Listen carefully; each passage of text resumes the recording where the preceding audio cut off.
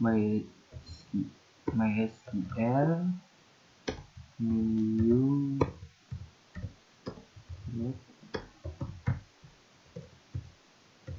Ini adalah langkah pertama untuk kita masuk ke SQL melalui terminal. uroot artinya kita login menggunakan user admin bawaan. SQL yaitu root. P berarti kita meminta memasukkan password setelah kita tekan enter.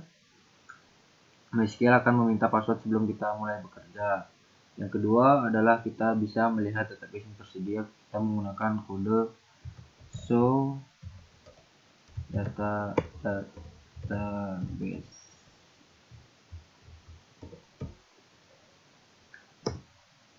Sebelumnya kita sudah membuat database baru, kita cek dulu apa saja yang sudah terdaftar di MySQL ini. Perintah ini menampilkan semua database di server MySQL kita. Lalu yang langkah ketiga adalah kita membuat database untuk studi kasus. Kita bisa menggunakan kode create database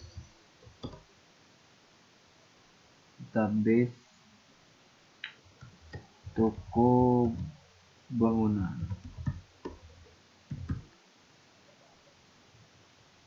Sekarang kita akan membuat database dengan nama toko bangunan.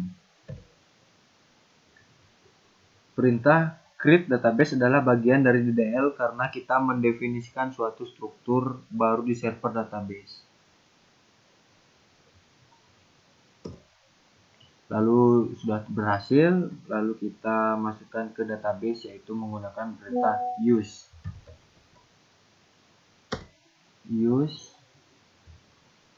toko bangunan. Lalu berhasil, database-nya sudah siap. Sekarang kita mulai membangun struktur tabel-tabelnya untuk toko bangunan. Kita mulai dari tabel kategori terlebih dahulu, yaitu langkah kelima. Kita membuat tabel kategori bisa menggunakan create tab kategori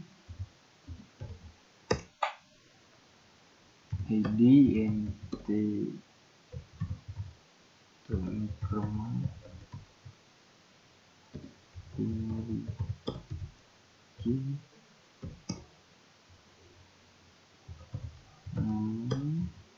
varchar 50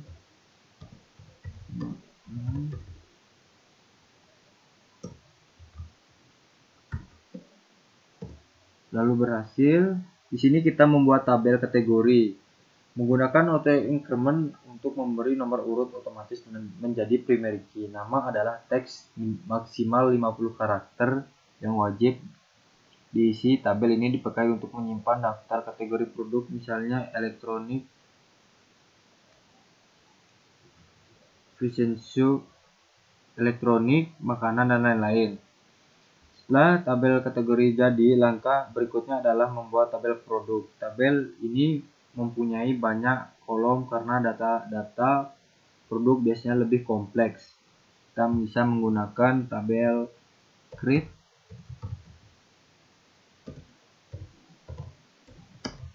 produk id int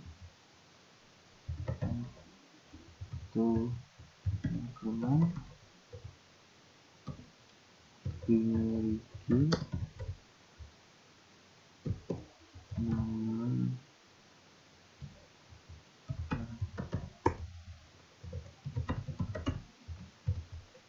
terus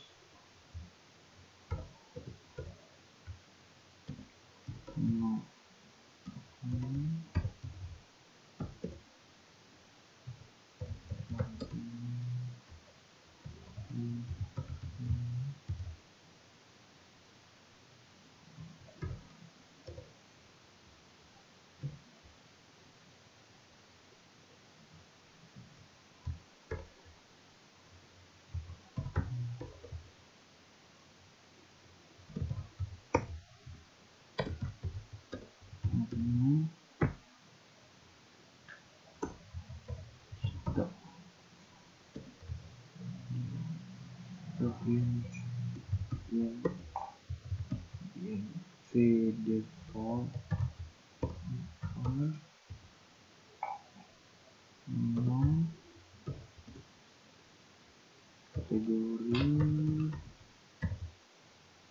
ID input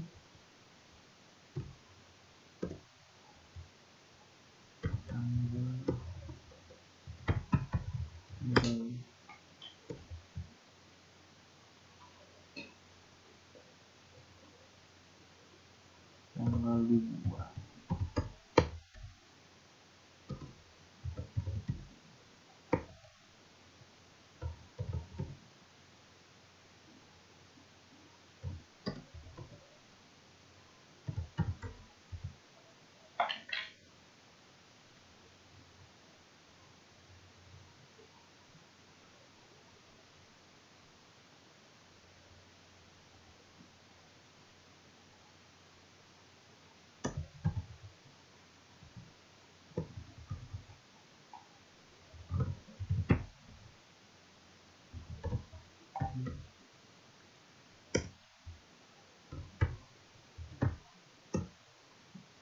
Lalu berhasil, tabel produk mencatat semua informasi produk. Kolom-kolom pentingnya yaitu nama untuk nama produk, harga menggunakan desimal supaya akurat untuk nilai-nilai uang, stok menggunakan default 0, kategori ID untuk menghubungkan produk ke tabel kategori. Tanggal underscore dibuat otomatis terisi waktu saat data dibuat. Fitur ini sudah cukup lengkap untuk toko bangunan yang sederhana ini. Karena produk harus memiliki kategori tertentu, sekarang kita tambahkan foreign key agar relasi antar tabelnya aman. Kita bisa menggunakan tabel ini dengan kode alter produk add constraint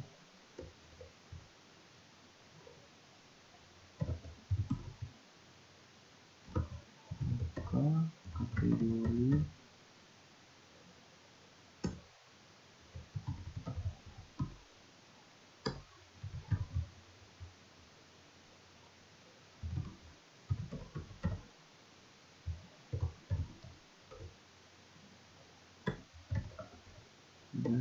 differences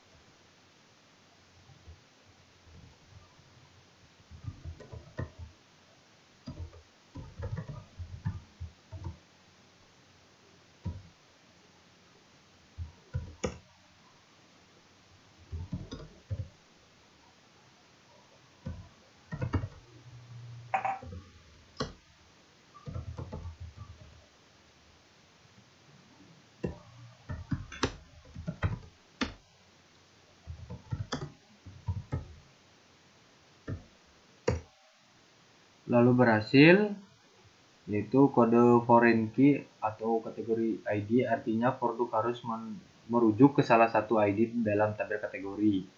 On update cascade itu kita membuat relasi tetap konsisten jika ID kategori berubah. Lalu yang ketiga itu on delete set null, itu menjaga produk agar tetap ada meski kategori dihapus. Setelah membuat serta dan menghubungkan tabel, sekarang kita cek apakah sudah tercipta dengan relasi benar. Kita bisa menggunakan kode show tables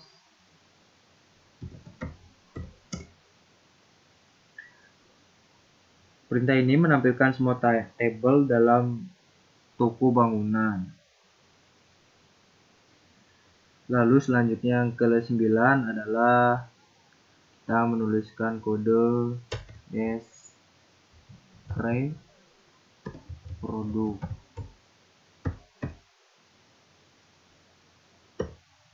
Lalu berhasil, describe menampilkan struktur tabel produk lengkap dengan tipe data dan aturan setiap kolom.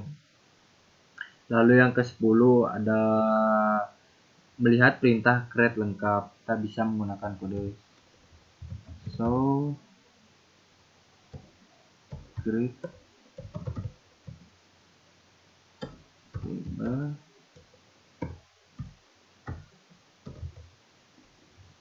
produk.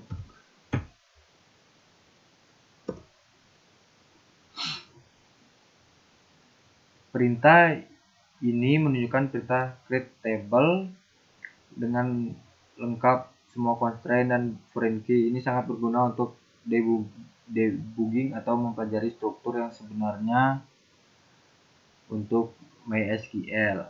Selanjutnya bayangkan sistem toko bangunan kita berkembang dan butuh struktur. Ini adalah bagian penting dari DDL alter table. Lalu yang ke-11 kita menggunakan kode menambah kolom baru, kita tulis dengan alter table produk add kolom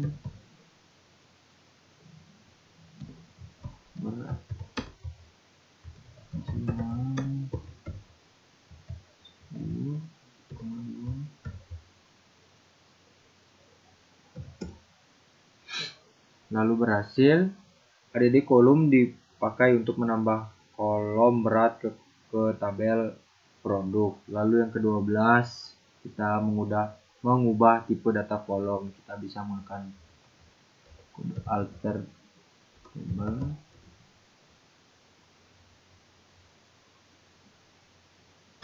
produk modify kolom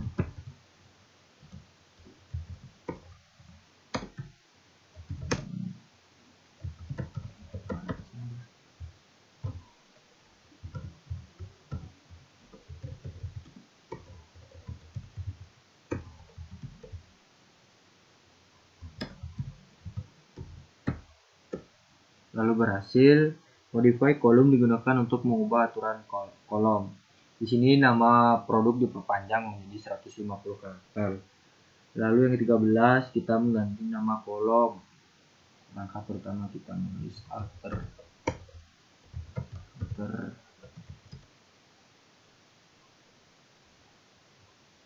table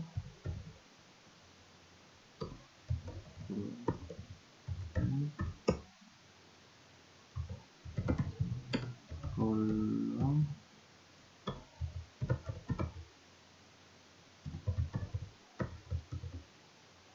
produk isinya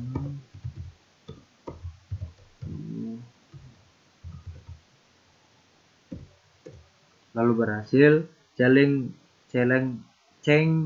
kolom dipakai untuk mengganti nama kolom. Kolom harga sekarang menjadi harga produk. Lalu yang ke langkah 14 kita dalam menghapus kolom kita menggunakan alter table produk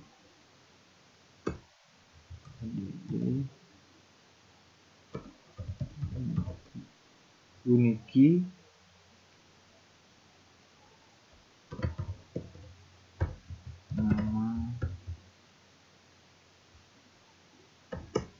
berhasil. Add unique key membuat kolom nama produk harus unik. Lalu langkah ke-16 adalah kita menghapus index atau constraint unique key.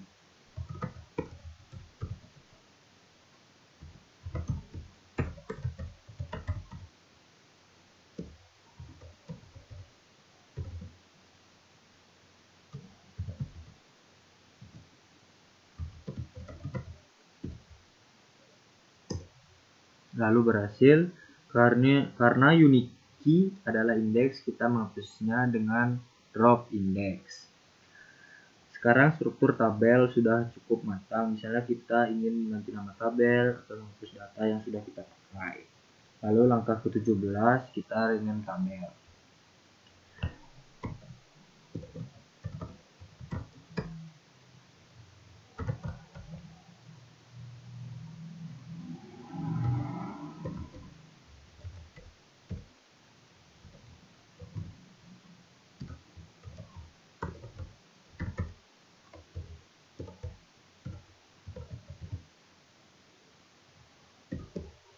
berhasil.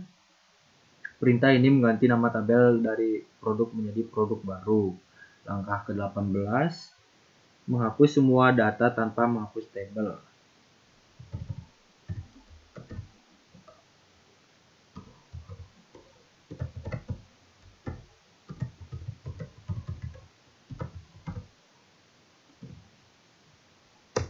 Lalu berhasil, truncat menghapus seluruh isi tabel, tapi tabelnya tetap ada, lebih cepat daripada kita menggunakan delete. Langkah ke-19, kita menghapus tabel.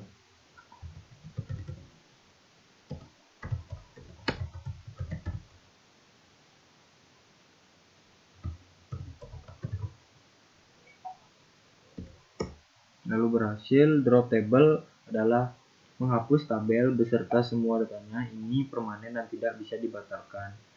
Setelah selesai eksperimen, biasanya database diuji juga ikut dihapus. Lalu langkah ke-20, kita menghapus database.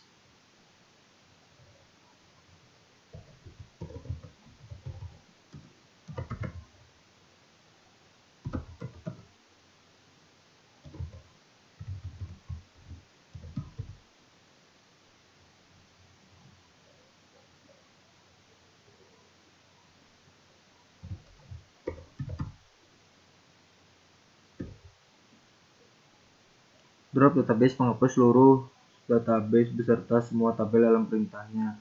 Ini perintah paling berbahaya dalam DDL. Lalu berhasil. Dengan studi kasus toko bangunan tadi, kita sudah memperhatikan semua perintah DDL penting dalam SQL seperti create, alter, drop, truncate, rename, dan berbagai variasinya.